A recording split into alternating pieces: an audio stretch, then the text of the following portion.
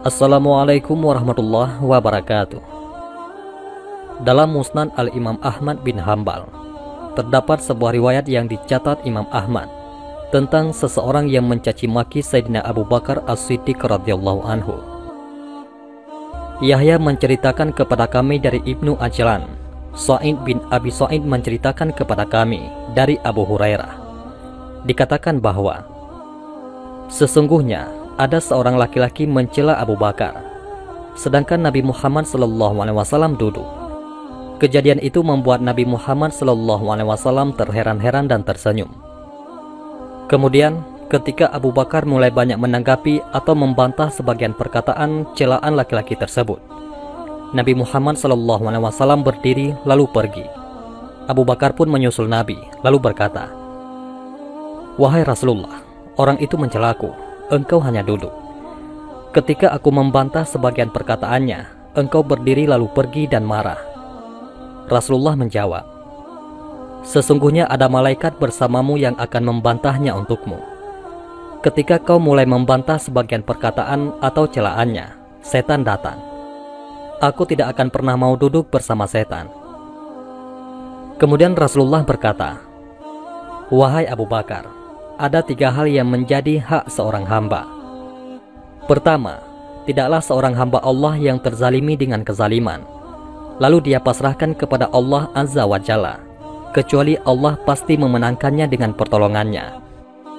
Kedua, tidaklah seseorang yang membuka pintu pemberian atau kedermawanan, yang dia harapkan dapat menjadi penyambung silaturahmi atau persaudaraan, kecuali Allah pasti tambahkan harta yang banyak kepadanya.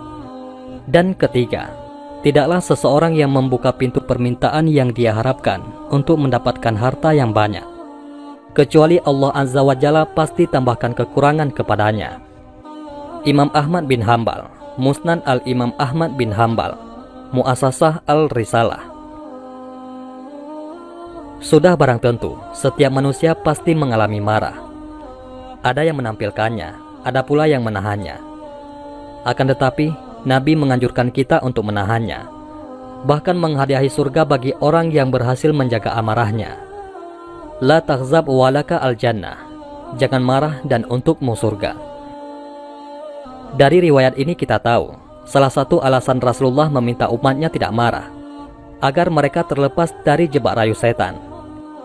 Kita sering dapati di banyak media massa, seseorang membunuh seseorang disebabkan oleh amarah dan ketersinggungan. Amarah menjadi salah satu pintu masuk terfavorit setan untuk membujuk dan merayu. Saat marah, kesadaran manusia tersisihkan dan tertekan. Dia tidak lagi mampu melakukan penelaran yang jernih, kecuali jika dia bisa mengendalikan amarahnya seperti yang diperintahkan Nabi Muhammad SAW. Karena itulah, Rasulullah hanya duduk tersenyum melihat Sayyidina Abu Bakar radhiyallahu an dicaci maki di depannya, tapi bergegas pergi dan tidak senang ketika ia mulai membantah atau membalasnya. Rasulullah tersenyum karena tahu Abu Bakar mendapat pembelaan langsung dari malaikat ketika dia dicela. Lalu Rasulullah marah dalam konteks mendidik, karena bantahan atau balasan Abu Bakar membuat setan datang. Artinya, ketersinggungan dan amarah sudah mulai datang dan menjadi pintu masuk setan untuk membujuk dan merayu. Kemudian Rasulullah mewasiati Sayyidina Abu Bakar dengan 3 hal. Pertama, seorang hamba yang teraniaya akan mendapat kemenangan dan pertolongan Allah jika memasrahkan semua urusan kepadanya. Artinya, Allah menghendaki hamba-hambanya untuk menghindari pembalasan dendam secara langsung, tapi menyerahkan semuanya kepada Allah, dan Allah akan mengangkat derajatnya. Kedua, seseorang yang berderma untuk menyambung persaudaraan akan ditambah banyak kenikmatan oleh Allah. Berderma atau memberi tidak melulu soal harta dan benda. Berderma maaf pun tidak kalah penting dengan berderma harta. Orang yang memberi maaf pada yang menyakitinya akan mendapatkan pahala yang besar dari Allah Subhanahu wa Ta'ala. Dan yang terakhir, seseorang yang banyak permintaannya hanya untuk dirinya sendiri akan ditambahkan kekurangan. Sebab dia tidak akan pernah merasa puas akan sesuatu, selalu merasa kurang dan kurang, sehingga pandangannya tertutup oleh perasaan kurangnya, tidak bisa melihat begitu banyak anugerah dan kebaikan yang didapatnya. Semoga kita semua terhindar dari keburukan. Amin ya rabbal alamin. Mudah-mudahan ini semua bermanfaat. Assalamualaikum warahmatullahi wabarakatuh.